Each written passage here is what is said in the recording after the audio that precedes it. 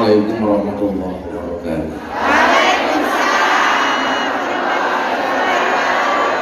Innallaha wa malaikatahu yusholluna 'alan nabi ya ayyuhalladzina amanu shollu 'alaihi wa sallimu taslima.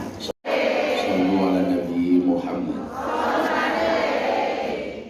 Bunyi hujan adalah tik-tik dingin air sejuk rasanya. Ada banyak gadis yang cantik, tapi ada pun yang aku cinta. Air mawar di dalam cangkir, disimpan kendi di bawah awan. Sedari awal hinggalah akhir, saya berjuang untuk wahai para bumian.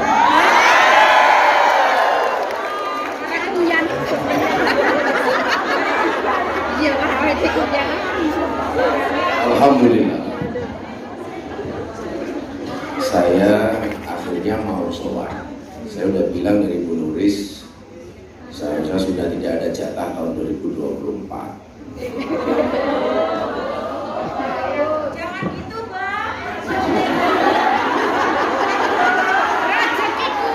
Saya itu sudah harus banyak mengurangi jadwal,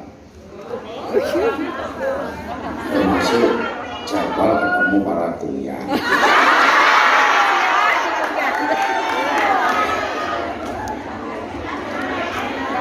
Karena saya mencoba berjihad di bidang yang lain. Jadi bukan jihad politik. Kalau jihad politik, sekian banyak tawaran untuk menjadi gubernur, bahkan untuk menjadi menteri, semuanya saya tolak.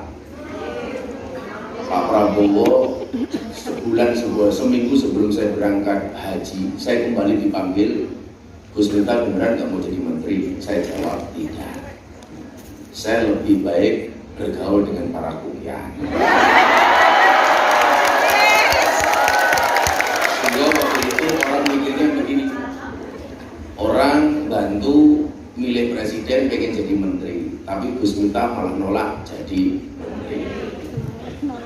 Saya berpikir bahwa jihad jenengan di bidang ekonomi itu penting. Maka satu ketika saya mau cerita, ada sahabat Nabi namanya Sa'id Al-Khudri. Beliau ini salah satu sahabat yang dekat dengan Nabi.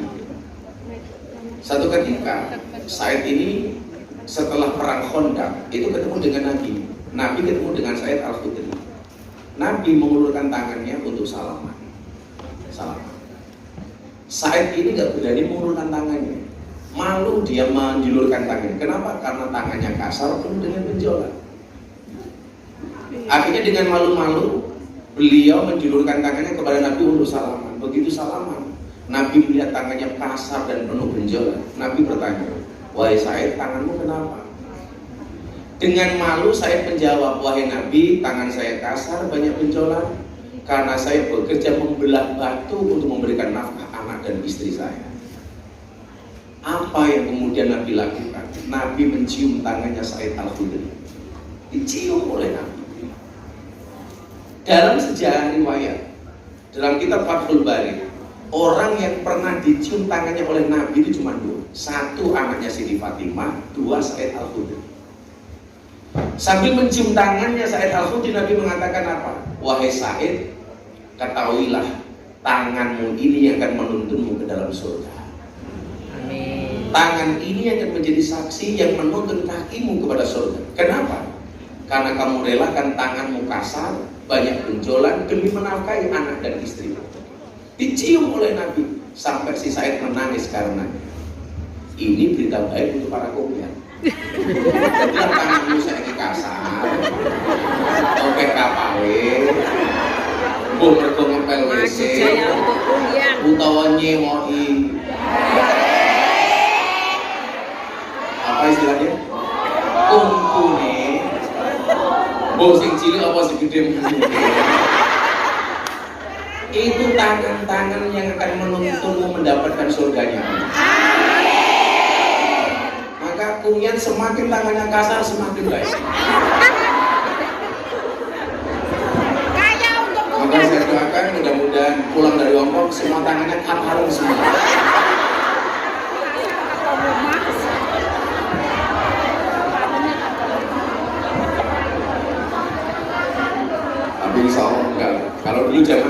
Putri belum ada perawatan. Kalau sekarang sudah ada perawatan. Cuman ya itu tadi saya lebih sepakat, wajah itu dirawat bukan diedit.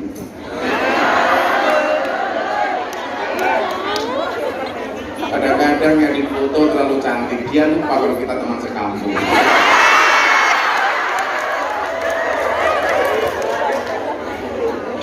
Kalau wis mau dibuang ini kalau mulai lah juga. Kadang-kadang ngedit foto di posting sing diedit raine gulune ora.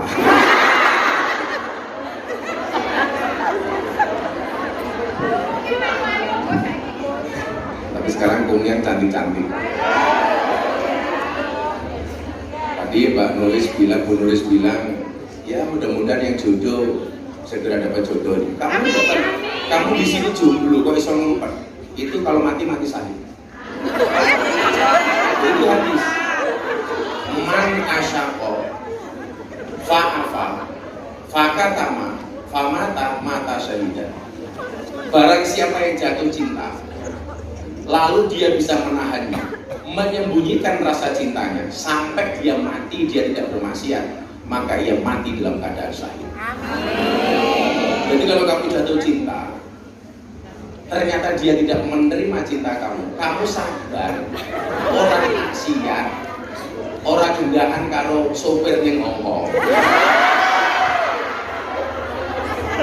Kowe iso ngumpet, kok kowe matimu dalam keadaan syahid.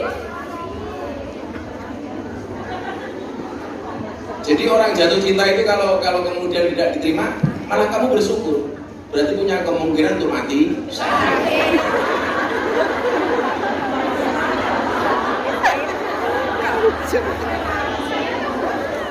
Tapi memang etikanya itu kalau orang cinta, kata Nabi, itu harus disampaikan, tidak boleh ditahan. Laki-laki senang sama perempuan, dia harus ngomong. Perempuan senang sama laki-laki, dia juga harus ngomong. Kalau dia coba, I love you Gus. Kalau janda atau gadis ngomong I love you kepada suami orang itu boleh. Yang nggak boleh itu laki-laki ngomong I love you kepada seorang perempuan yang sudah punya suami. Gitu loh. Jadi kayak Mas Ares ngomong I love you sama Bu Nuris itu nggak boleh. Tapi kalau Anda janda ngomong I love you, baik itu boleh. Jadi kalau saya tolak hari itu kamu matinya saya. Baik telu bisa Mbak, wah sakit tenan kok sampean mati. Enggak apa-apa ikhlas. Karena begini, Nabi pernah mengatakan begini. Idza ahabba ahadukum sahibahu, ketika kamu mencintai saudaranya, mencintai lawan jenisnya atau temannya atau siapa, falyatihi fi manzilihi, maka kamu harus mendatangi rumahnya. Hadis ini berlaku tidak hanya laki-laki kepada perempuan, perempuan kepada laki-laki. Kok kamu dari Hongkong sudah senang sama cowok di Indonesia, besok pulang langsung falyatihi manzili, kamu fi manzili, kamu datangi rumahnya. Kemudian apa? Falyubir annahu yuhibbu lillah. Dan kamu katakan kepadanya bahwa saya mencintaimu karena Allah. Kok ditolak? Samsudin bertindak.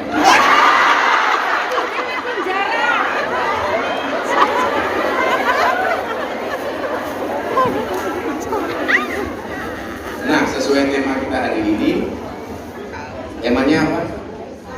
Islam menjaga keamanan dengan mempraktekkan Islam rahmatan lil alamin. Jadi ini saya itu besok ada tugas dari negara, bukan menteri. Nah, besok apa? Besok dengan lihat. Salah satunya terkait dengan kerukunan dan peradaban. Karena saya dianggap sebagai tokoh masyarakat, tokoh agama di Indonesia yang paling toleran. Hari ini saya baru bangun masjid di Lampung, saya bangun gereja di Merauke, saya bangun pura di Bali. Jadi masjid kita bangun, gereja kita bangun, pura kita bangun. Tak nulis dalam kuburan kita bangun ke sana. Tapi saya minta dulu sebelum mati dia dulu lah. dan busone ora kabutan. Susah apa kabeh.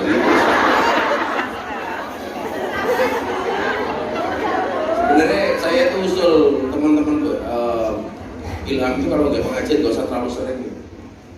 Cuma mau yang hari nggak pengajian terus. Sebulan bisa, orang bulan bisa, nggak usah sering-sering. Oh kelamaan. Ya sebulan bisa, nggak usah sering-sering. Orang atau kelon itu. Nah, ketika berbicara soal keamanan itu, Nabi Muhammad SAW bersabda, semoga semuanya diakui sebagai umatnya Nabi Muhammad. Saya baru pulang haji 2 minggu yang lalu sama Mas Atta Halilintar, sama Mas Putra, Mas Raffi dan lain-lain. Ini Putra Siregar ada di Hongkong, tadi berangkat bareng saya. Alah salam, pasti jalur iPhone kan rumah.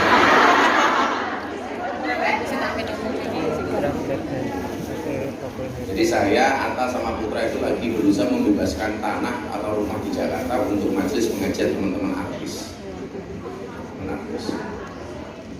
Ya sebelum artis di Jakarta minimal dengan artis kuliah dulu. Al-muslimu akhul muslim kata Nabi. Seorang muslim itu sahabatnya muslim yang lain.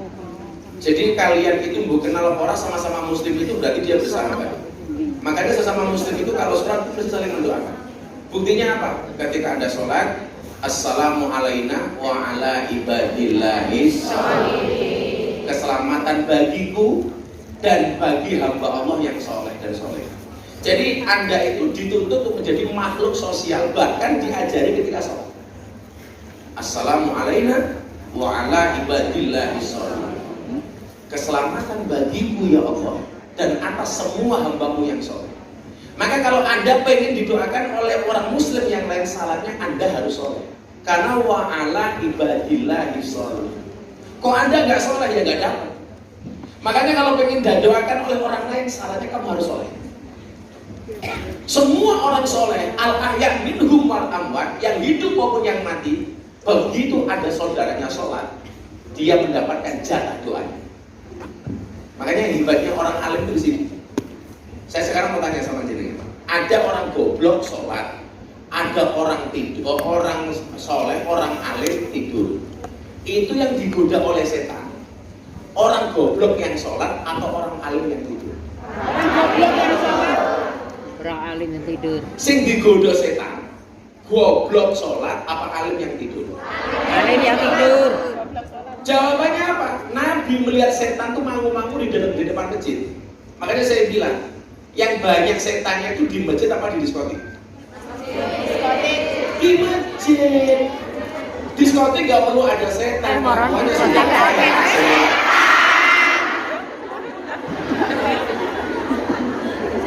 Loh bener ya Mbak? Yang banyak setannya itu di masjid. Yang banyak setannya itu di tempat pengajian apa di lokalisasi? Kalau di lokalisasi udah gak perlu ada setan-setan lagi. Ayo setan ini koran. Makanya ternyata setan itu jenisnya di Indonesia itu ada 3. Yang pertama, setan sejenis jin. Mereka ini takut ketika dibacakan ayat kursi. Yang kedua, setan tidak jelas jenisnya, tapi takut dilempar kursi. Yang ketiga, setan yang tidak takut dilempar kursi, tapi bahkan rebutan kursi.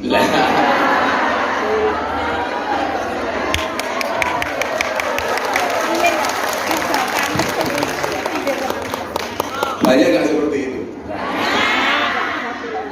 Jadi nggak takut dilempar kursi, tapi rebutan kursi.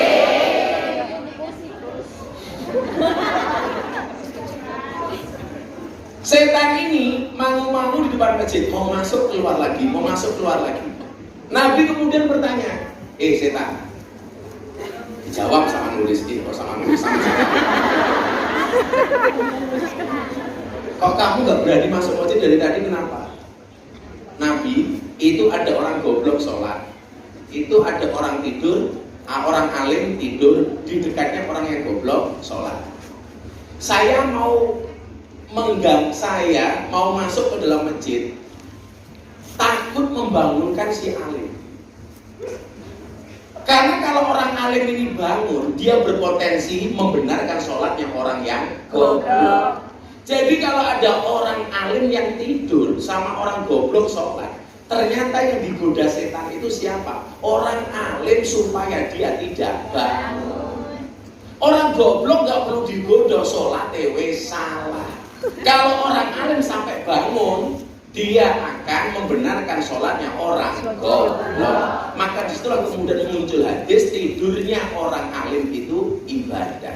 Naumul alim ibadah, itu lebih baik daripada tidurnya orang alim, itu lebih baik dibandingkan sholatnya orang bodoh. Asbabul wurudnya hadis itu ono sejarah. Tidurnya orang alim itu ibadah, karena mau tidur dia tahu sunnah wudu dulu. Mau tidur dia tahu baca istighfar dulu, baca ayat kursi dulu, baca la haula wala quwata illa billahil aliyil azim 21 kali. Kata Nabi, kalau dia mau tidur membaca la haula wala quwata illa billahil aliyil azim 21 kali, dia tidak akan mati dalam keadaan mendadak. Jadi lah awakmu wedi arep turu wedi mati mendadak. Kamu baca sebelum la haula wala quwata illa billahil aliyil azim 21 kali.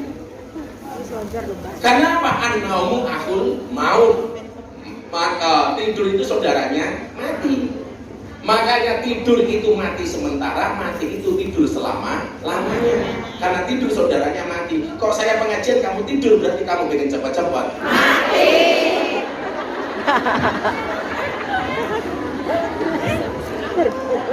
Ayo turu. Muga-muga 14. Loh, sampai ini kalau mau tidur doa-doanya apa? Bismikallahumma ya Allah, dengan namamu ya Allah aku hidup, dan dengan namamu ya Allah aku mati. Jadi hidup dan mati itu gak ada bedanya. Makanya bagi orang beriman, mati itu bukan mati tapi intikal, pindah alam. Pindah alam. Makanya kenapa kalau saya sering ngeprank santri tidur, langsung tak mulai manrob buka. Turu begitu tangi wis beda alam. Manrob buka. Udah kemudian. Jadi orang alim kalau mau tidur dia tahu sunahnya wudu dulu. Kenapa orang alim kalau mau tidur wudu? Karena pengen kalau kemudian dia tidur langsung mati sudah dalam keadaan punya wudu, dalam keadaan suci. Makanya kenapa Nabi itu hebatnya kalau tidur, dari tidur sampai bangun itu posisinya sama gak berubah. Kalau kita kan beda, arep turu tangane nenggi, tangi turu tangane nenggi. Arep turu tangane ning dhuwur, tangi turu tangane ning.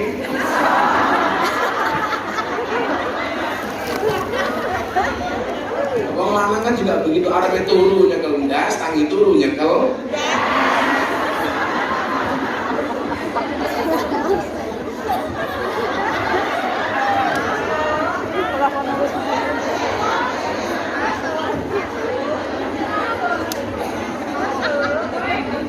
Karena aku sudah lupa ndas.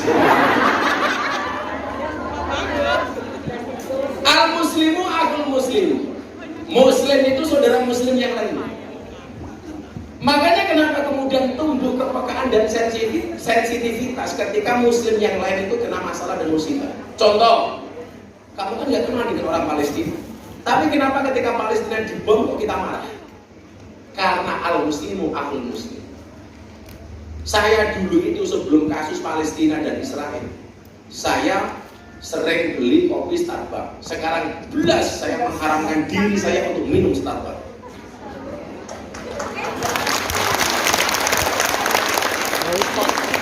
Anak saya dulu itu sukanya McD, yang McD. Sekarang belas gak mau makan McD. Kenapa? Karena timbul kepekaan terhadap saudara kita di Palestina. Makanya saya nggak mau makan McD, maunya Mac yang lain.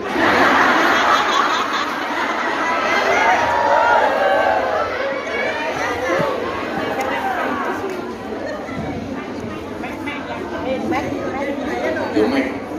Oh, boy. Ojo mau cetake.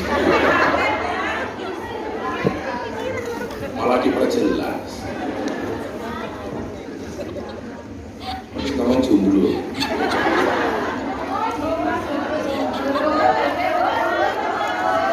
Single itu prinsip, jomblo itu nasib.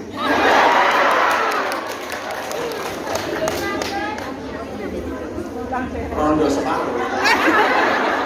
Rondo separuh itu. Rondo separuh itu. Rondo OTW pegatan. Sebenarnya sekarang bahasanya lebih kreatif bukan janda, tapi perawan second.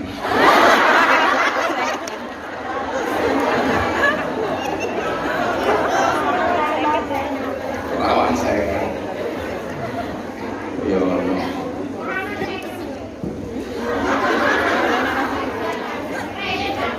Rewel matamu rewel.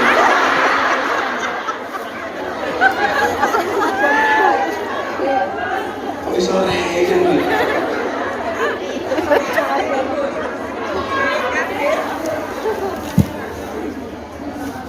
Kamu tahu tata cara sholat?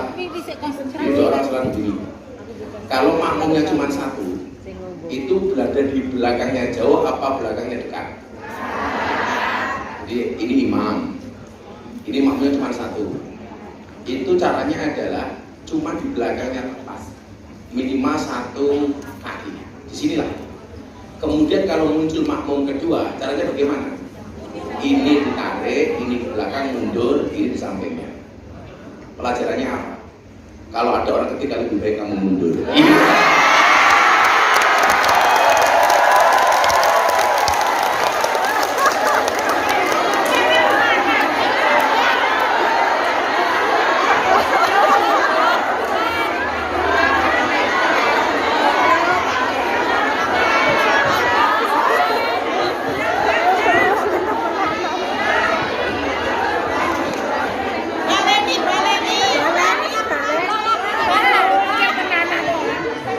Apa? Kalian bangun banget.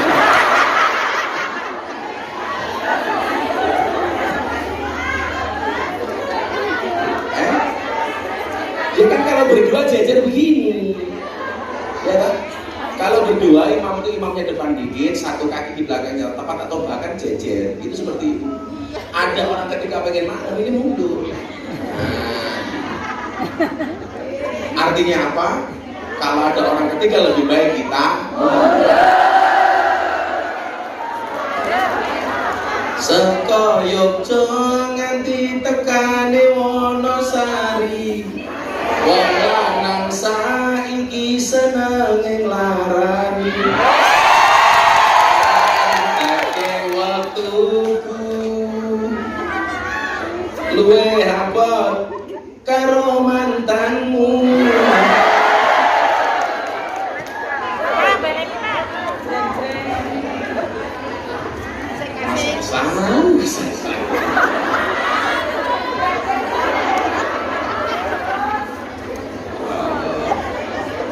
Ada orang ketiga kok ngeyel, pulang saja, mundur saja. Berjuang itu kalau bersama-sama. Kan saya bilang loh, pembukaan pidato itu namanya prolog, penutup pidato itu namanya epilog, omong-omongan dua orang namanya dialog, kalau berbicara sendiri namanya bukan bisa. Omong-omongan dua orang namanya kalau ngomong sendiri namanya monolog, kalau berjuang sendiri namanya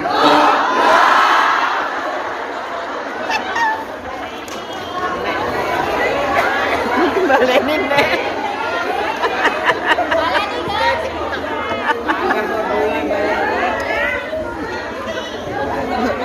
Kamu ngerti berjuang sendiri malah gagal. Memang benar cinta itu buta. Buktinya kamu tak pernah melihat perjuangan.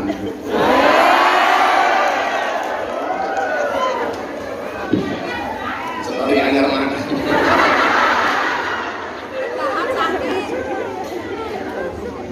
Sallallahu Nabi Muhammad.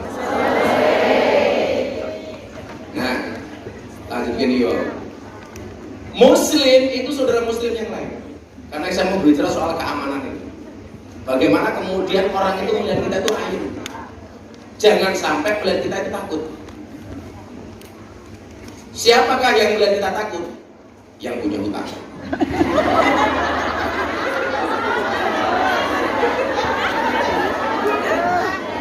Saya tuh kadang-kadang nggak ketemu nalar di luar dulu, nggak habis pikir saya. Orang utang sama kita, itu kan kewajiban dia bayar. Kita nagih itu sebenarnya nggak perlu kita menjelaskan kita nagih itu untuk apa. Tapi lucunya apa? Ambil uang sendiri, tapi kita harus menjelaskan kepada yang berutang uang itu untuk apa. Dan bayaran toh aku selang ini. Kowe iki sing utang ku sing nagih itu ora perlu jelaskan dia apa. Piye ku duwite wong iki ora duwe. Kok malah sing repot sing duwe. Utang orang dibayar kok ganti HP. Kok lho teko. Jilbabe ira.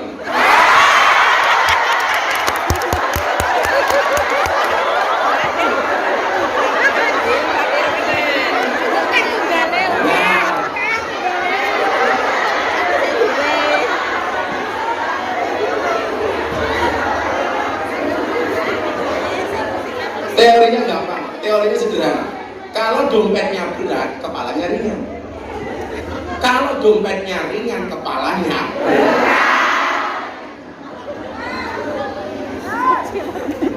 betul Bu? Maka beratkanlah dompetmu, bukan dasmu.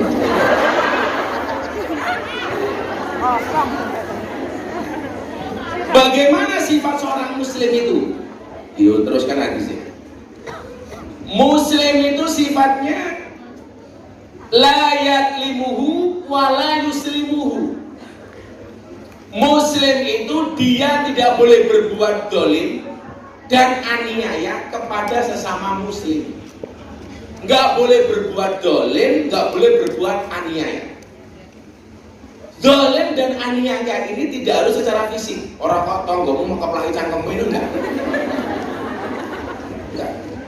Termasuk dolim itu apa? Orang utang nggak gelem bayar itu dolim.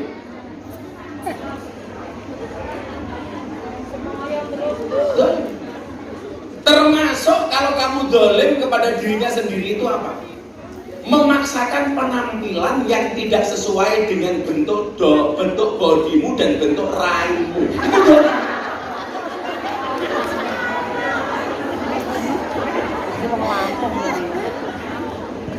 Contoh begini, Bu Nuris cocok nganggo baju ungu. Kowe ora pantes nganggo baju ungu mau paksa. Itu juga dolim kepada dirimu sendiri. Dolim. Awakmu luwemu tapi nganggo baju metetet kuwi dolim.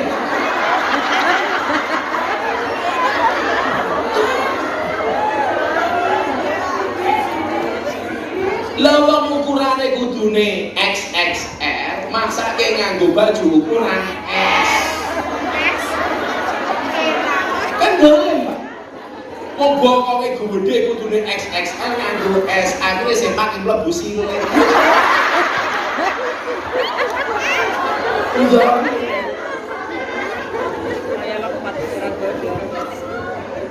Lah santri ini masalah sedih meneh. Gosok sing pake kancane. Sing pake kancane ukurane XL. Sing gosok ukurane S. Dipaksa dipakai. Begitu malu di masjid.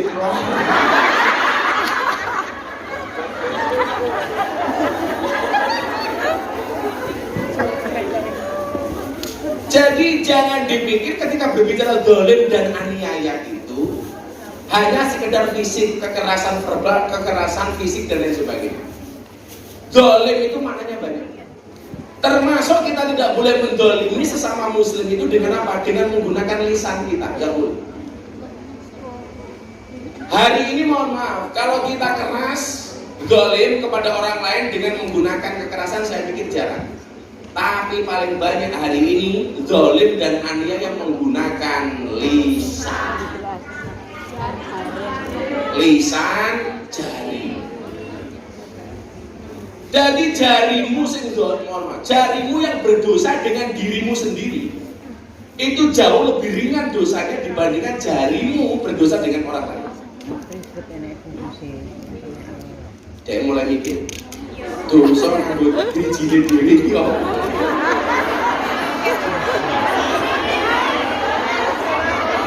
Main yang sosmed bos.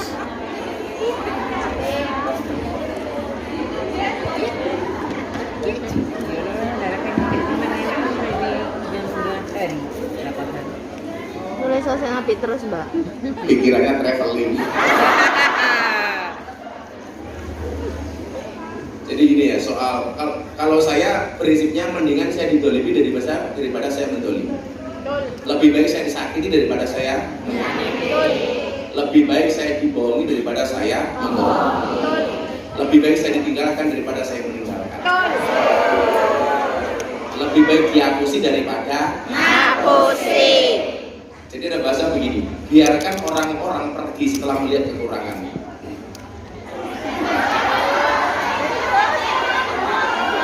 Ini HP ini standby dulu goblok. Dirusui.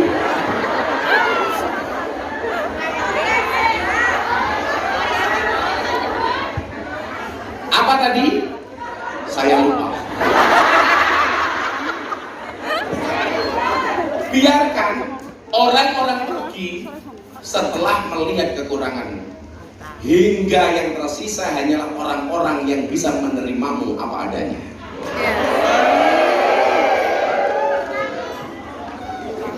Itu namanya seleksi alam. Seleksi alam. Seleksi alam. Kamu santai saja. Ini satu lagi kamu ingat. Bila ada seseorang yang membuangmu seperti sampah, maka ketahuilah akan ada orang yang mengambilmu seperti berlian.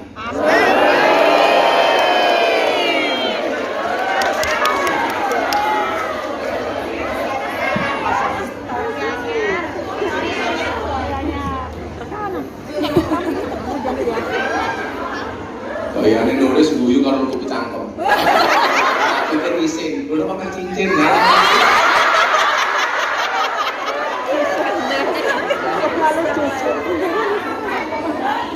Tapi sekarang apa? Soal dolim mendolimi. Kalau kita lagi seneng punya duit, semuanya mendekat.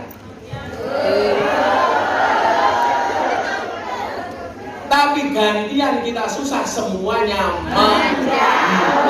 menjauh, menghilang. Betul? Ini siap menghapus kalimat tapi banget.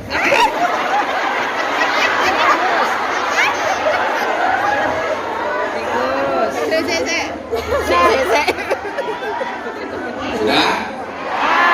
Sungguh ya, aku mau pros kok. Jika manusia menghindar darimu dikala engkau sedang mendapatkan musibah, ketahuilah bahwa Allah sendirilah yang akan mengurus urusanmu. Amin.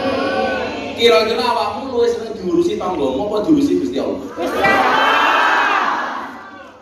Lan duwe masalah ki aja mau ngurusi dhewe. Kon ngurusi Gusti Allah. Lah mau ngurusi dhewe ambyar. Lah wong awake dhewe kok ngurusi urusane wong liya, ngurusi urusane awake dhewe wae ora iso. Mila jangan senang ngurusi urusan orang lain. Jangan suka mengurusi orang lain karena belum tentu orang itu mau urus.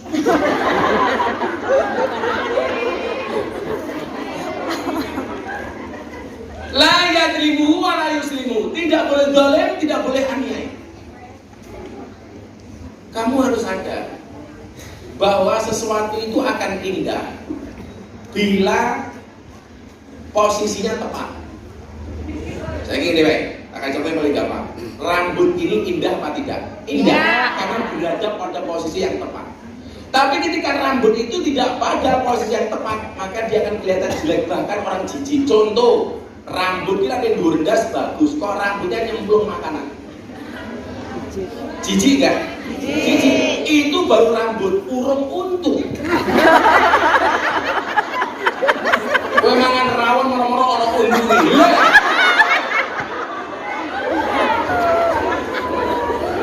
Kita makan rawon ana rambutnya jijik, dah apa ana untung. metu. Kok itu sing ngono kok cangkeme nulis.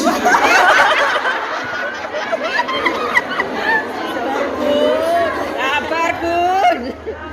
Makanya mohon maaf, kita itu kadang-kadang tidak nampak indah karena tidak berada pada circle yang tepat. Betul Bu? Makanya jangan insecure, koncone mancung, awake dhewe pesek, pengen melu-melu mancung. Urung mesti mancunge kancamu cocok nggih mancunge irungmu. Sing diduweni kanca awake dhewe pengen pas nggih kancamu urung mesti pas nggih awakmu. Lha wong kancamu pantes nganggo baju simer-simer. Mergo kulite putih, bodine mulus, apik. Lah awakmu wis uwireng. Sikile belang-belang. Bajune simer-simer. Jilbab karo bajune ora matching. Malah mungkin guys di foto, di posting ning Instagram menyala abangku.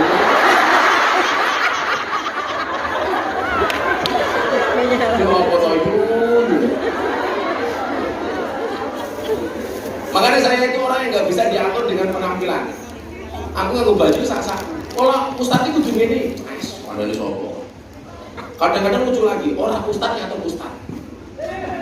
Orang kiai ngatur kiai. Kiai ngono, kiai kok ngono orang pantas. Lah kowe iki dudu kiai kok ngatur kiai goblokmu.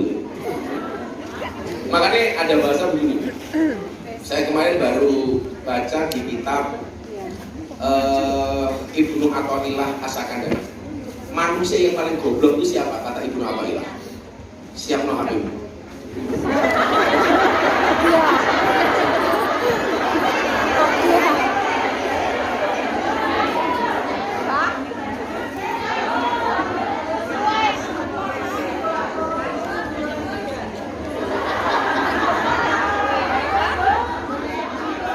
Di saat kamu sibuk mencari story, aku sibuk memberikan story untukmu.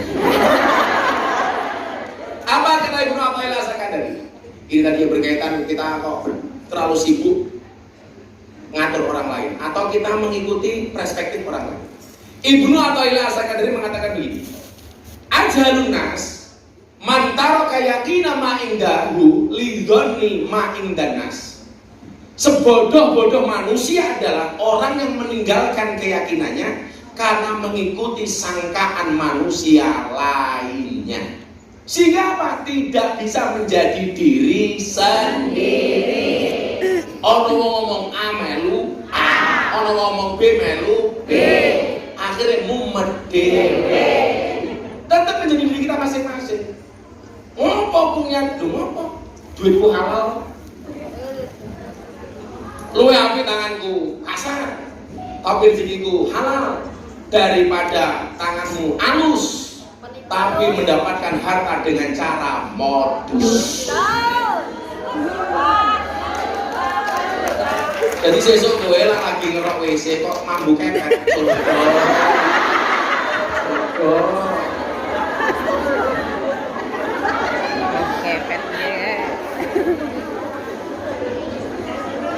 Kok sesuk kowe mulai bojomu protes, "Dik, kok tanganmu kok tanganmu kasar." Surga, Cuk.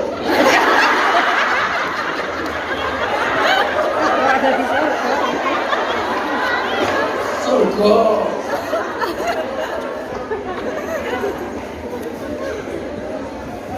Makanya yang mereka itu kalau Bunda mau keluar rumah itu langsung dibeliin sandal. Nah, kenapa nih? Takut surganya kotor. La yadlimuhu wa la yuslimuhu. Muslim yang baik itu tidak pernah zalim, tidak pernah menyakiti. Saya tadi pakai baju lengan pendek karena katanya Hongkong panas. Benar panas banget. Hongkong panas.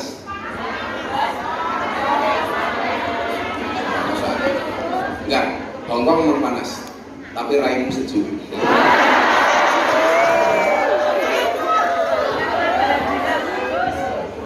Lanjut ke hadis ini. Mangkana fi hajatin akhihi. Ini rumah. Mangkana fi hajatin akhihi, kana Allahu fi hajatihi. Barang siapa yang membantu kebutuhan saudaranya, maka Allah akan memenuhi kebutuhannya. Waduh, kalau begini, kita boleh nggak mendoakan orang lain jelek? Kenapa tidak boleh? Karena du'aul mar'i ka du'aihi li nafsihi. Du'aul mar'i li akhihi ka du'aihi li nafsihi. Doa seseorang kepada orang lain itu seperti mendoakan dirinya sendiri. Tak dongake cilaka kowe, itu balik yang cilaka awake. Tak dongake sugih kowe. Nah, sing sugih padha karo dongake awake dhewe sugih. Makanya saya kalau ketemu orang laki-laki saya selalu bilang tak dongake rabi meneh kowe.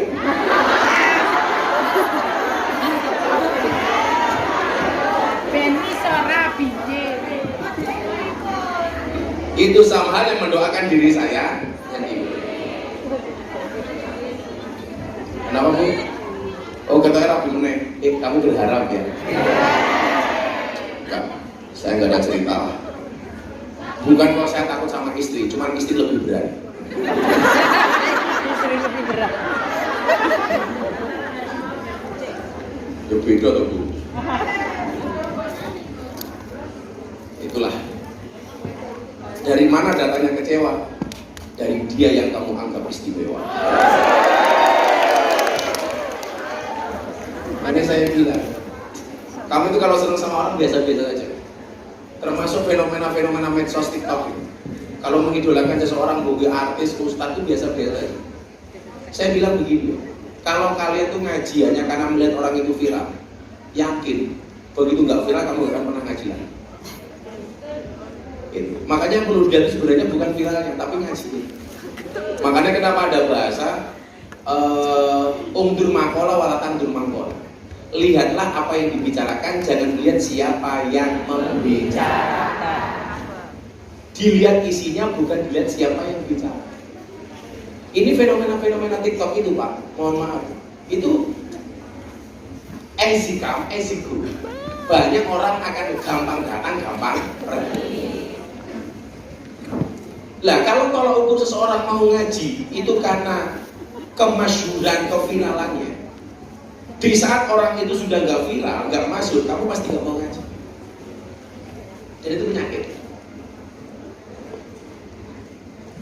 Makanya kenapa kok saya itu lebih seneng dengan kiai-kiai kampung. Karena mereka itu nggak butuh viral. Yang penting manfaat. Betul Bu? Makanya saya kemarin bilang, kan jenengan tahu kedekatan keluarga Ploso dengan saya dengan keluarga Ploso, dengan Gus Kawasan dan kawan-kawan.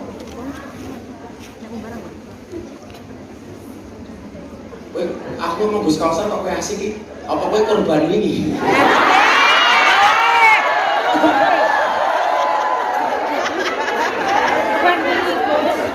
Ngaji kok anak korban ini? Ini ngaji apa Idul Adha? Rasido ngaji loh Gus.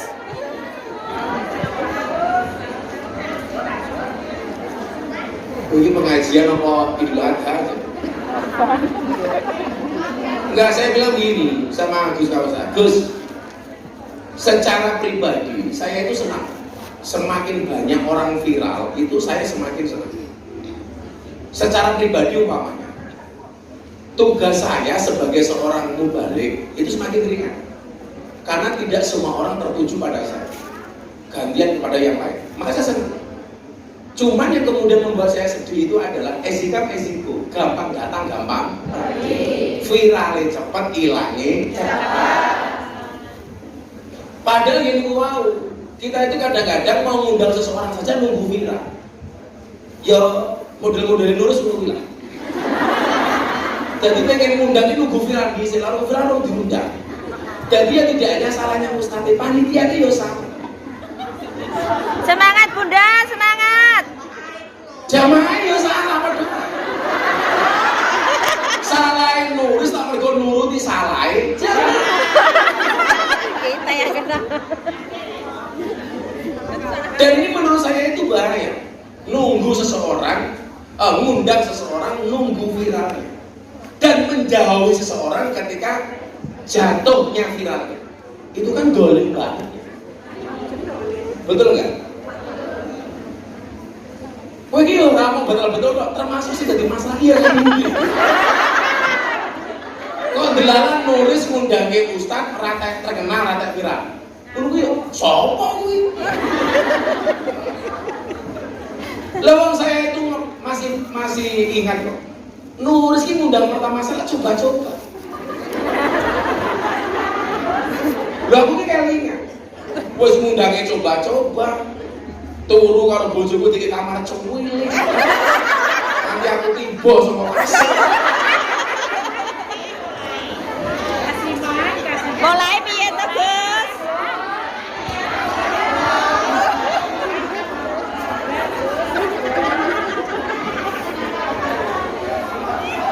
Memaafkan Gus, saya maafkan. Tapi saya akan ingat.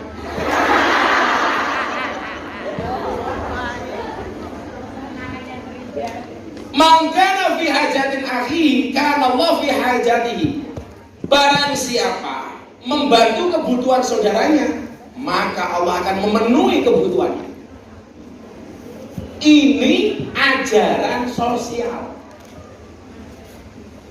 Maka Allah itu keren. Kerennya di mana? Selalu saja memberikan solusi-solusi yang sangat solutif dan istimewa.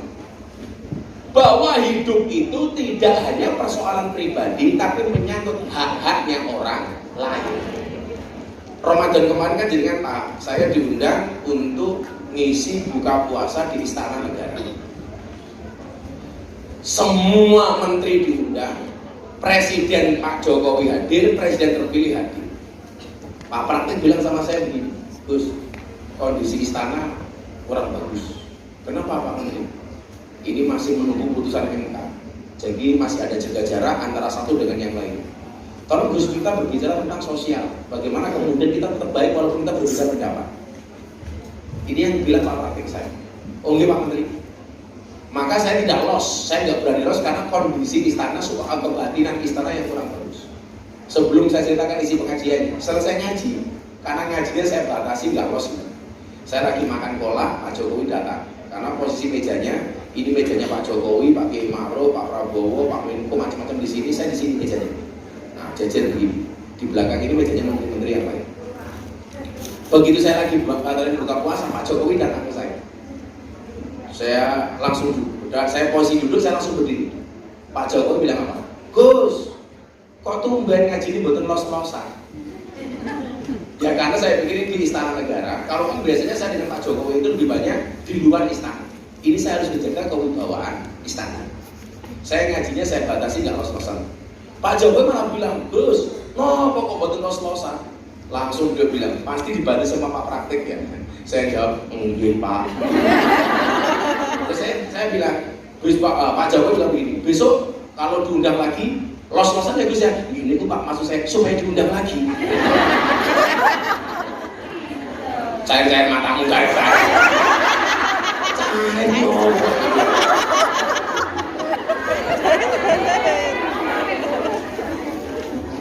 Makanya begini, sebelum saya ceritakan isi tadi, saya pengen memberikan motivasi pada jenengan dulu. Jadi setelah Ramadan kemarin, Syawal, saya itu umroh. Saya mengumrohkan beberapa gus dan kiai.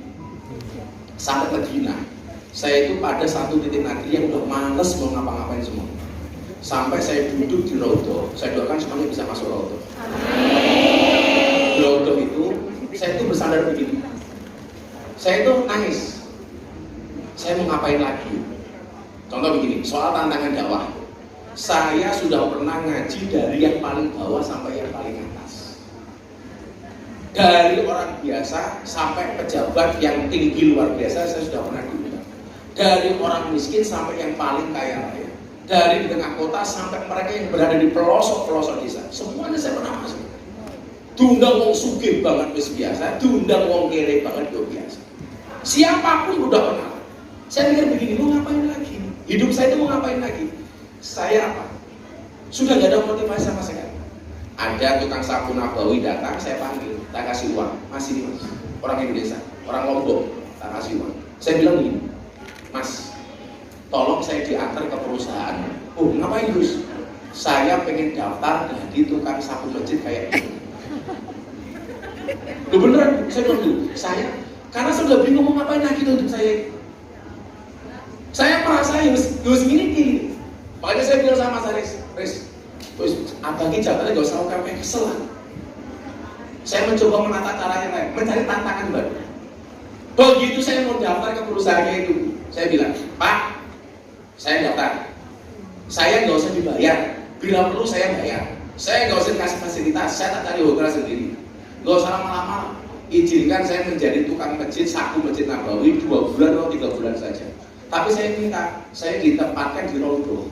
Milih kok, Rondo bro. Aku bisa tiba-tiba sendiri kayak awakmu neng kono kok.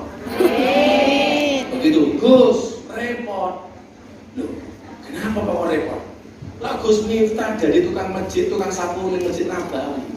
Orang Sidoarjo, Gus malah ganggu liyane. Benono Indonesia teko foto. Kayak kemarin lempar jumroh, lempar jamarot.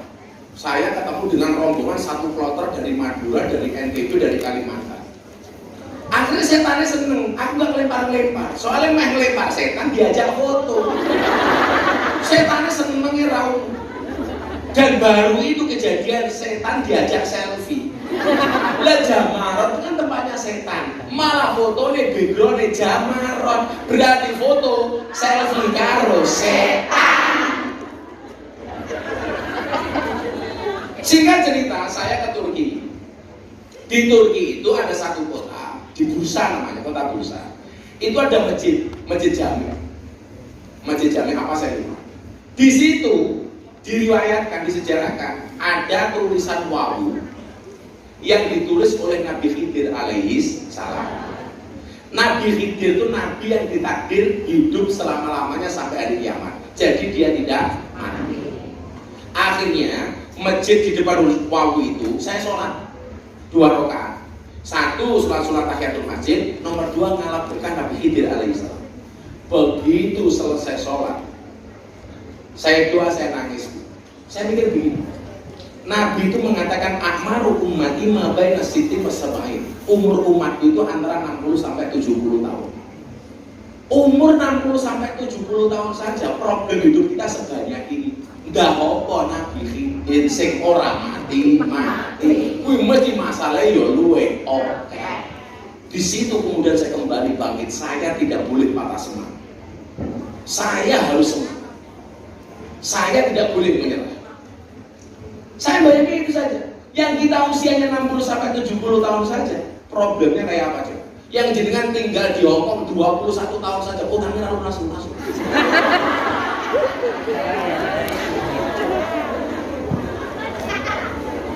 Dah apa lah seumur hidup. Ayo, umpama nulis di takbir urip salawase. Ayo. Kuwi yakin aku utange sanggunggon.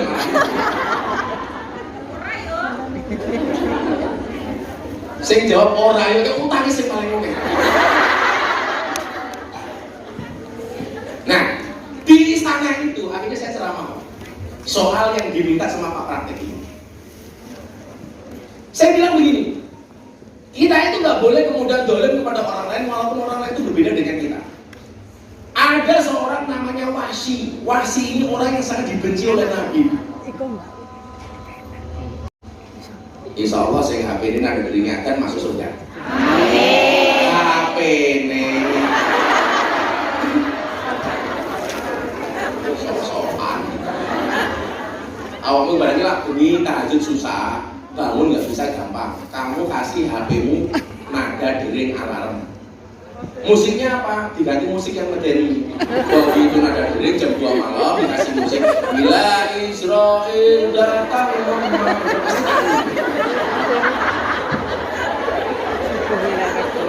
Kalau orang tangi berarti hatimu bebel. Utawa digawe nada dering innalillahi wa inna ilaihi raji'un. Kan kamu dibebain disetekam tidak ada dering alarm innalillahi wa inna ilaihi raji'un. Ditambahin segera akan meninggal dunia Bunda Nuris. Nuris yang ngomong-ngomong, awakmu ngomong, jadi sebutan jenengmu dhewe. Jadi termotivasi untuk bangun segera sholat. Ya aku takoni terus nek masjid, kancaku Kristen, Gus aku itu melu mlebu masjid. Terus nek masjid, oh boleh. Jangankan masuk masjid, masuk Islam saja boleh. Nah, akhirnya saya cerita soal wasi. Ini saya ceritakan ke jenengan supaya jenengan itu kalau berbeda dengan orang jangan dianggap musuh. Makanya saya sendiri tidak nyaman. Kondisi Indonesia hari ini yang ramai persoalan kiai dengan Habib. Saya nggak nyaman. Apa sih yang diributkan ini? Makanya kenapa saya sekarang punya rutinan di pondok bersama Habib Zaidah itu gara-gara itu. Supaya kiai kalau Habib punya wiji. Habib punya kelebihan masing-masing, kiai punya kelebihan masing-masing. Orang semua banding-banding, saya paling goblok ya jamaah. Senengane banding-bandingnya kiai, banding-bandingnya Habib. Aku saiki seneng karo Gus iki, seneng karo Gus kae. Aku seneng karo Habib iki, seneng karo Habib kae. Hakmu bandingke Gus, bandingke kiai, bandingke Habib ki opo? Nggih mboten? Ora Habib kok bandingke Habib, ora kiai kok bandingke kiai. Sementara yang kamu banding-bandingkan, Gus ini kalau Gus ini kamu banding-bandingkan, yang kamu banding-bandingkan bahagia, kamu yang membanding-bandingkan tetap gak punya apa-apa. Kan goblok, untukmu banding-bandingin ya. Woi, rumahnya santet mateng. Kowe entuk mengidolakan siapa? Boleh, tapi ojo mau banding-banding. Apa meneh nyek? Apa aku sering karo Gus iki, aku rasa karo Gus kae. Gus kok kaya ngono. Malah dadine nyek. Sing mok nyek pahalane nambah, cangkeme nyek tambah dosa.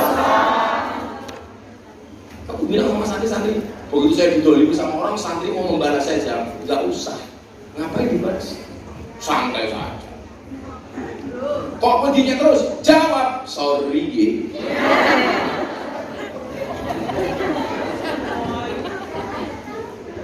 Tambah panas, ngombe gedan. Lah aku ngombe sama masih kasih aku ya wis. Jadi kamu pura-pura nggak lihat tuh. Karena kalau buka cangkem kamu jadi malu. Pas itu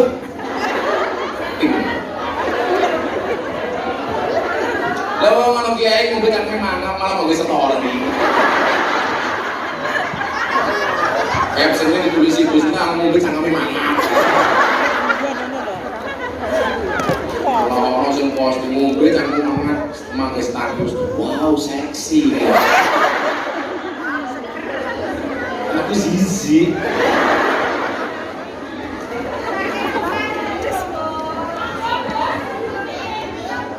Rak, kasih dong.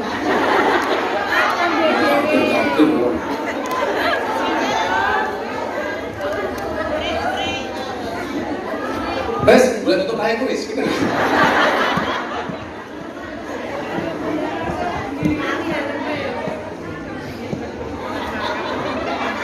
Ya selawatan di sini, selawatan. Lagu ini alamat anak soleh sing BMI ongkoknya sih kan.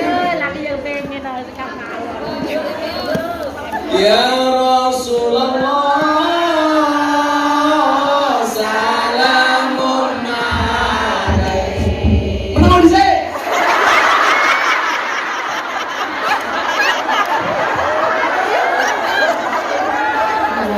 Salawat, tok.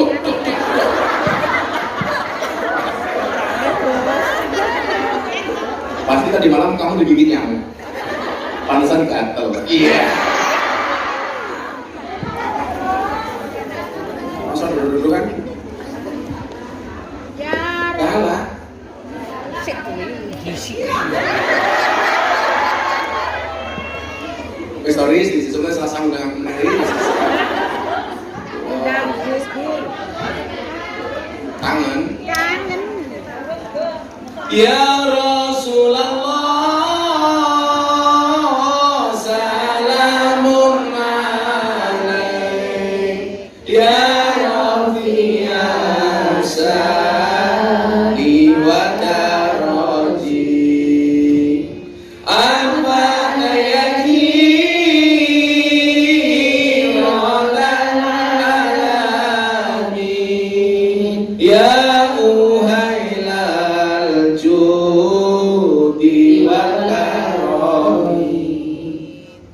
BMI yang ada di Hong Kong bareng Gus Miftah, ayo ngaji dong. Jangan hanya diam, apalagi bengong, agar mumetnya hilang jadi plong. Ya Rasulullah,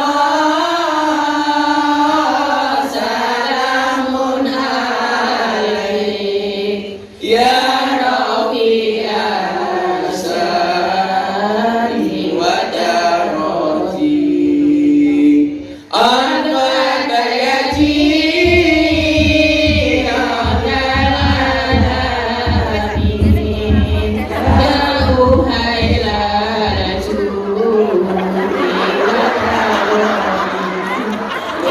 jelas.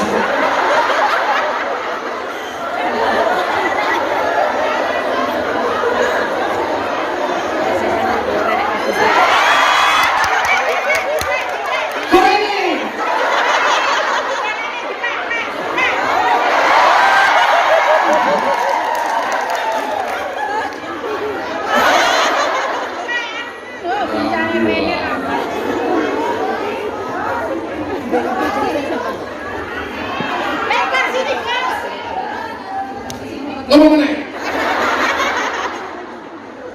Boleh nabi ini sing pas nih, nadanya musiknya apa? Sholawatnya ngalor pengen.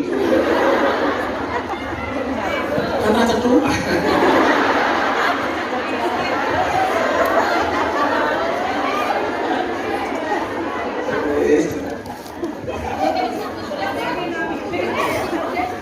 Merantau ke Hong Kong dari rumahnya untuk bekerja demi keluarga. Merantau ke Hong Kong dari rumahnya untuk bekerja demi keluarga. Selalu hati-hati, jangan putus asa, apalagi sampai telat kajiannya. Selalu hati-hati, jangan putus asa, apalagi sampai telat kajiannya. Ya Rasulullah,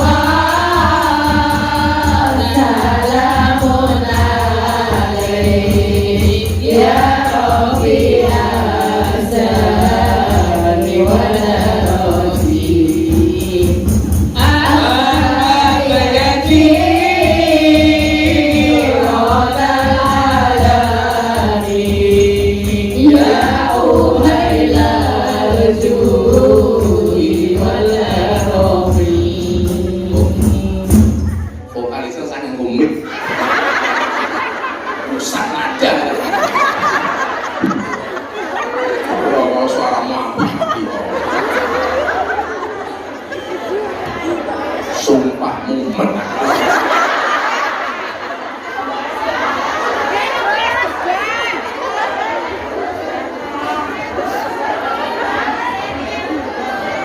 Nah, unjuk juga enak gitu. Terus tujuannya sini. Gue rasa cangkemmu. Aku yang ngerti, orang nyambung belas berkowe suwe atau kamu.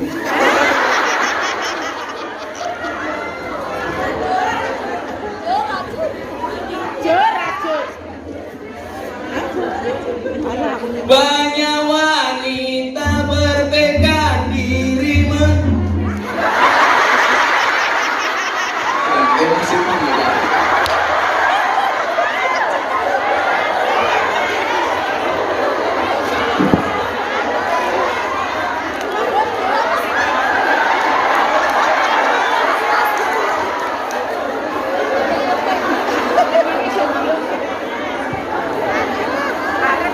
Aku kula wis ngiket rambut. Kalau ngomong itu cincin ngerok banget.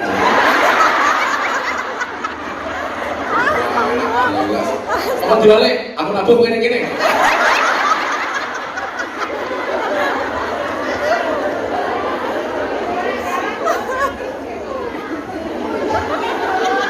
Banyak wanita bertekad diri mencari rezeki ke luar negeri.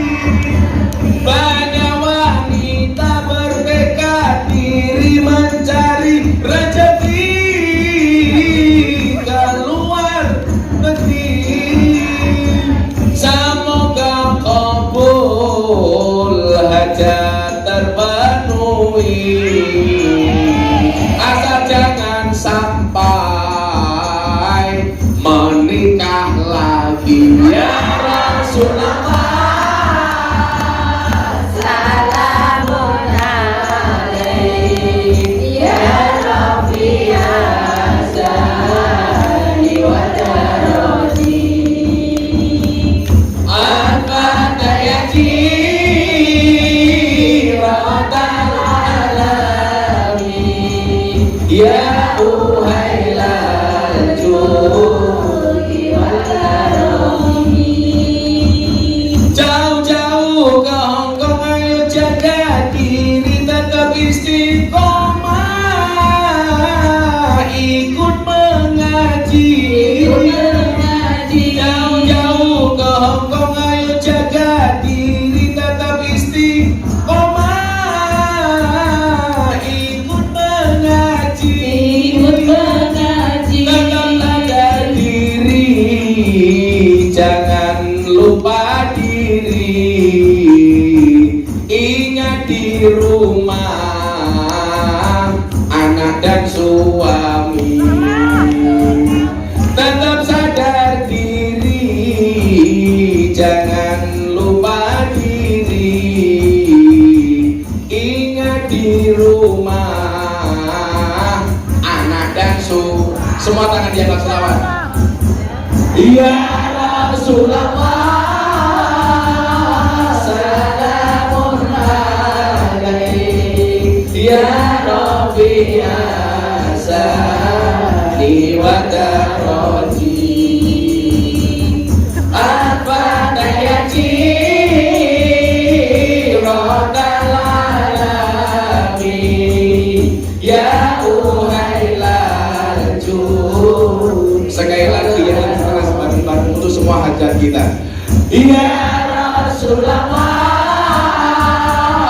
salamun alaik ya Rabbi azali wa daroti.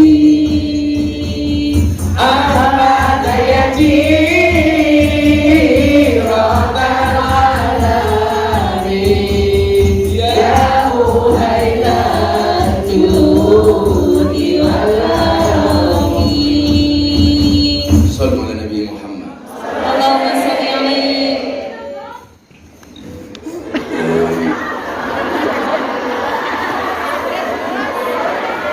Kalau kita pakai tangan, dan lebih lama sote.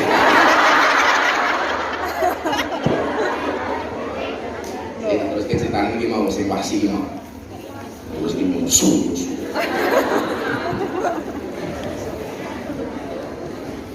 Jadi wasi itu siapa Bu? Wasi itu orang yang sangat dibenci banget oleh Nabi. Kenapa kok Nabi itu benci banget sama si wasi? Karena dia orang yang membunuh orang yang paling dicintai oleh Nabi. Namanya siapa? Ahabban nas ila Rasulillah sallallahu alaihi wasallam. Namanya siapa? Sayyidina Hamzah. Sayyidina Hamzah itu sinten? Paman Kanjeng Nabi. Yang membunuh namanya siapa? Wahai. Ngerti gitu tak anak-anak. Akhirnya apa? Nabi itu nggak mau ketemu sama namanya wasi. Ya semata ini pamannya. Geding banget Kanjeng Nabi.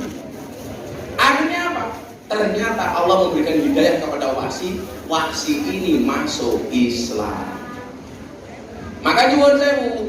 Itulah kenapa ada ayat bunyinya laqad kana lakum fi rasulillahi uswatun hasanah. Terusannya apa Bu? Liman kana yarjullah wal yaumal akhir. Bagi siapapun yang punya harapan kepada Allah dan dari akhir. Maksudnya kan kita itu nggak bisa memvonis orang itu jelek. karena dia masih punya harapan menjadi baik. Buktinya apa? Bapaknya preman, anaknya jualan TPA, itu baik. Bapaknya ra iso ngaji, anaknya pinter ngaji. Itu yang dimaksud liman kana yarjullah wal yaumal akhir. Sing lanang preman delelang duwe bojo wedok saleh. Kemudian melahirkan anak-anak yang baik. Bahkan anaknya Abu Lahab saja akhirnya beriman kepada Nabi. Kita tuh gak bisa memfonis orang. Kalau dia percaya salah pasti bisa jadi dia hari ini orang jelek karena dia punya harapan dengan Allah dia menjadi baik. Wasinya akhirnya masuk Islam. Kalau dulu awal-awal Islam, kalau mau masuk Islam itu mesti kepada kanjeng Nabi. Itu artinya apa? Nabi harus bertemu dengan wasi. Kalau sekarang aku pengen masuk Islam nyari Gus Miftah. Kalau dulu orang pengen masuk Islam nyari kanjeng Nabi. Akhirnya kira-kira wasi ini ditemui nggak sama Nabi? Ditemui. Akhirnya dia syahadat di hadapan Nabi. Asyhadu alla ilaha illallah wa asyhadu anna Muhammadar Rasulullah. Wasi kamu sah menjadi orang Islam. Tapi nyuwun saya secara basariah, Nabi itu nggak bisa sering-sering ketemu sama wasi. Akhirnya apa yang terjadi? Nabi mengatakan, wasi, tobatku diterima, tapi tolong kamu jangan sering-sering ketemu dengan saya. Pelajarannya apa? Nabi bisa menerima kepada dia yang mungkin membencinya. Tapi ketika ada kebaikan, harus kita lihat kebaikannya. Problem kita itu kan satu, kalau sudah benci sama orang, sebaik apapun tidak akan pernah kita lihat kebaikannya. Betul? Aku apa yang mau pelak dasare awake dhewe sengit sing didelok mung elek. Tapi lak wis seneng elek apa yang apa sing didelok mung apik. Itu kita tuh gak imbang hidup kita itu. Lah wis seneng kabeh elek apa yang apa ketok apik. Lah wis benci apik apa yang apa ketok elek. Sehingga kita itu tidak fair. Coba Anda lihat. Saya dulu sempat ramai sama Ustadz Khalid Basalamah soal wayang. Orang mengatakan, Miftah musuhan sama Khalid Basalamah. Enggak, saya nggak pernah musuhan. Yang saya musuhi itu pola pikirnya.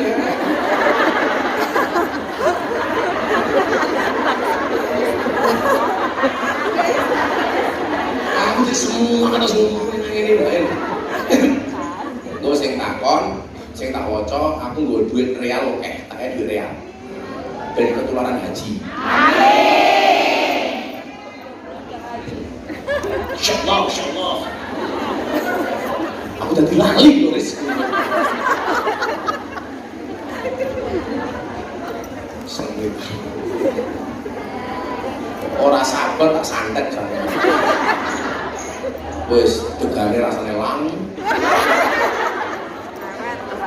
Ora ono kopi di gelas. Bersyukur Gus, bersyukur. Riz, kopi.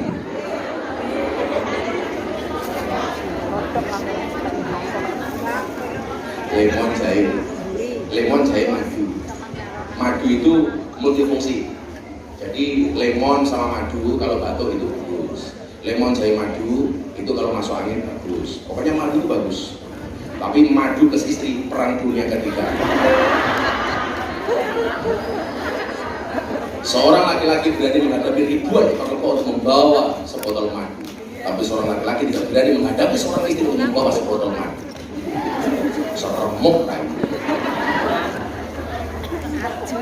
Aku ngomong apa? Wes, jadi lali aku jancuk.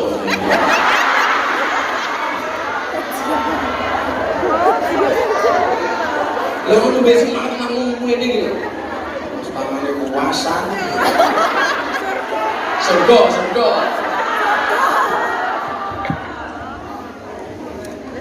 Mau gayanya botol kita kongkonku. Nyangone anak kurang juta. Begitu mulai ngerampok duitku 11 juta. Era kamu. Rumah naris.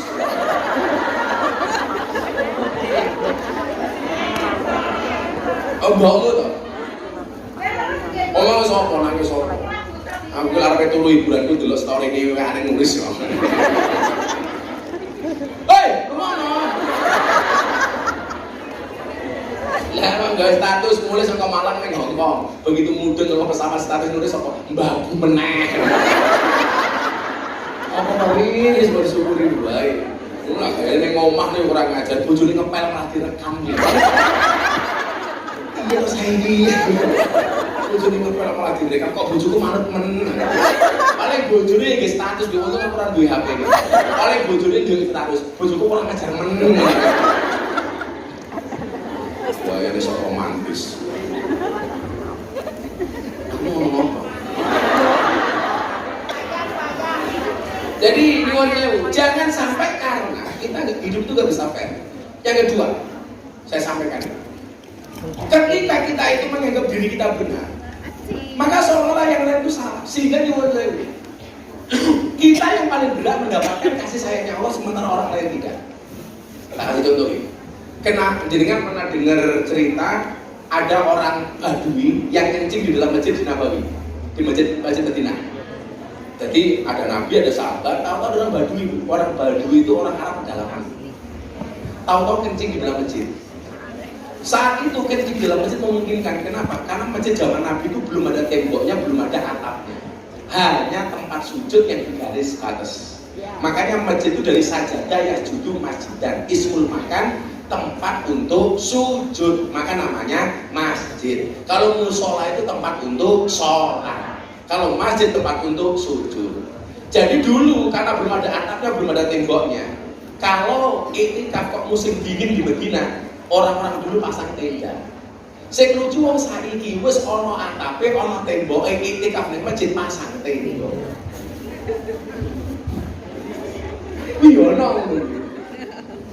Kalau dulu pasang tenda itu karena belum ada temboknya, belum ada atapnya. Makanya kalau di Madinah itu kalau bulan Januari, Desember sampai Januari itu musim dingin. Makanya kenapa mereka pasang tenda. Kalau sekarang di masjid iktikaf nggak perlu pasang tenda. Samanya begini, kenapa orang dulu itu batuknya hitam-hitam sebagai tanda sujud? Karena dulu belum ada karpet, belum ada sajadah, masjidnya belum keramik, tapi hanya kerikil dan pasir. Makanya sujudnya lama-lama batuknya jadi Kalau sekarang wis keramik, marmer, karpet, sajadah. Kok jadi ireng? Kuwi kemungkinan kecil. Makanya tetangga saya batuknya ireng bukan karena sujud dikeplaki bojo. Nah, batuk ireng di tanda sujud berarti raimu semakin hitam, berarti semakin banyak sujud. Lo nggak butuh skincare, tambah ireng gue. Tapi irengnya saya ini mergo salah nganggo skincare.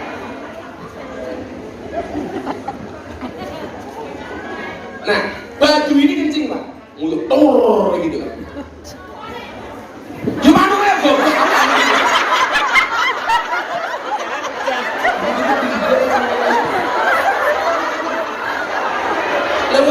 Masa yang nguyo silite kayak ngono kok cenake gitu. Karena saking suwene ra ndelok dalan nguyo. Lali kan.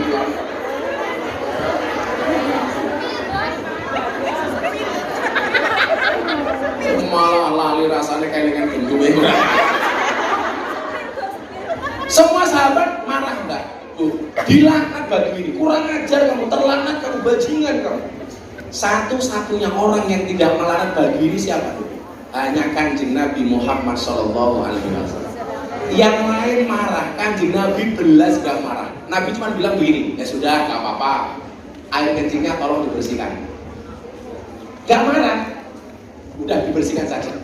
Dibersihkan selesai, kemudian si Badu ini berdoa. Tapi gara-gara Badu ini berdoa justru Nabi itu marah. Jadi kan tahu doanya isinya apa? Allahumma arhamni wa Muhammadan wa la tarham ma'ana ahadan. Ya Allah, berikanlah kasih sayangmu hanya kepadaku dan Nabi Muhammad saja. Yang lain gak usah kamu kasih kasih sayangmu. Kurang ajar gak doanya itu? Saya ulangi. Ya Allah, berikanlah kasih sayangmu hanya kepadaku dan Nabi Muhammad saja. Jangan berikan kasih sayangmu kepada siapapun di sini, kecuali saya dan Nabi Muhammad saja. Begitu mendengar doanya ini Nabi marah. Dia tadi kencing di masjid, Nabi gak marah. Tapi begitu dia berdoa seperti itu Nabi marah. Nabi mengatakan apa? Laqad tahajjarta wasi'an. Kalau caramu seperti ini, kamu itu mempersempit rahmatnya Gusti Allah. Kita itu sering kalau berdoa, seolah-olah yang paling berat mendapatkan rahmat itu kita sendiri, orang lain gak berat. Seolah-olah yang berat disuguh kopi itu kita sendiri, jamaahnya.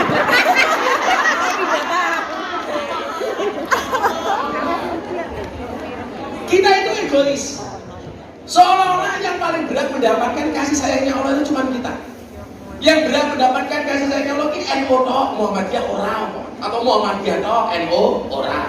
Saya boleh rahmatnya Allah itu mamane Gerindra tok, PDI orang, apa PKB tok kan orang. Itu namanya mempersempit rahmatnya Gusti Allah. Dan kita itu begini jeleknya. Apa itu? Jeleknya itu begini. Kalau kita itu berbuat dosa, kita yakin Allah itu Maha Pengampun, Sa'awul, pemberi maaf. Tetapi kalau orang lain yang salah, seolah Allah kejam, Sadidul itu, kita itu nggak baik. Kalau kita salah, kita yakin Allah itu Maha Pemaaf. Tapi kalau orang lain salah, kita yakin Allah itu Maha Pemarah. Ini nggak baik. Ini namanya tidak bisa memberikan rasa aman kepada yang lain. Siap pertanyaannya? Ya, saya jawab pertanyaan. Tapi nulis sopan Mbak. Ya wes. Sing jelo kowe iki sapa aku mau yo wis kok dalem gitu. Yo wis aku ora nulis. Pede. Bar. Kemudian ini bodoh atau kok bodoh? Bas, gak Rahim. Dijemput ini mobil yang paling api. Tapi mereka tuh maaf nopo bodoh nih Pak. Goblok. Kalau mau main dia mesti ada makanan. Kau ini mau main nulis bae. Kalau kita kok ketemu anakku, Bang, ini kan saya jamaah 6 kali juta. Mulai jalur 11 juta. Lagi kita yang tadi romo-romo. Baki kok. Mau rupanya kalau kotak infak ini.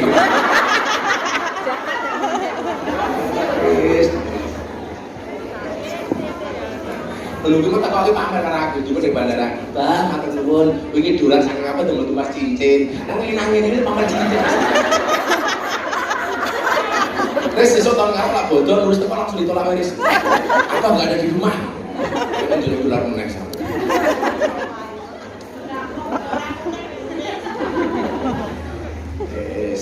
Kayak wong sak Indonesia itu saat ini Gus Miftah kiai sugih. Amin. Sugih itu bukan seberapa banyak yang kamu miliki, tapi seberapa banyak yang kamu bagi.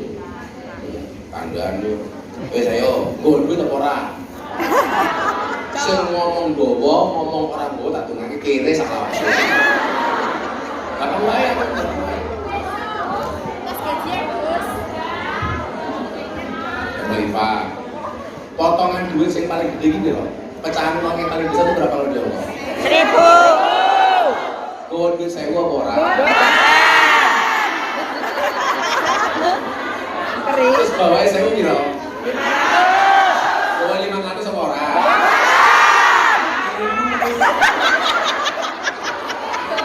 Bawahnya lagi berapa? 100. Oh, bawah 100 saja yang 5 apa orang? Coba dilok munyuk.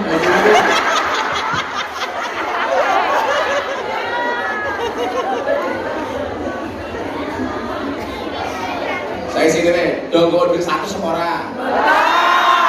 Sing gowo 100 ngomong ora, tak dongake nang duit salawase.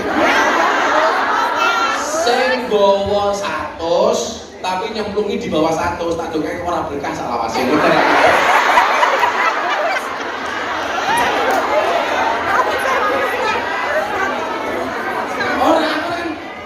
Soalnya aku ramu ini begini deh, aku kan mesti oke.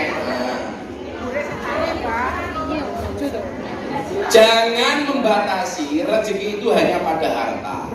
Boleh jadi rezekimu itu bukan harta, tapi badan yang sehat. Allah tutup aib-aibmu. Memiliki keluarga yang menyayangimu. Dan yang paling penting dimudahkan Allah untuk beribadah dan sujud kepada Allah. Itu juga rezeki. Wong begini lucu, Allah kamu gak seneng Allah petong karo awakmu, tapi awakmu petong karo Gusti Allah. Allah gak pernah hitung-hitungan, awake dhewe hitung-hitungan. Suwe-suwe kowe esuk diceluk karo Gusti Allah bukan hai hambaku, tapi hai kalkulator. Mergo kakean hitung-hitungan. Amal emang. Ya kono panitiane siap-siap.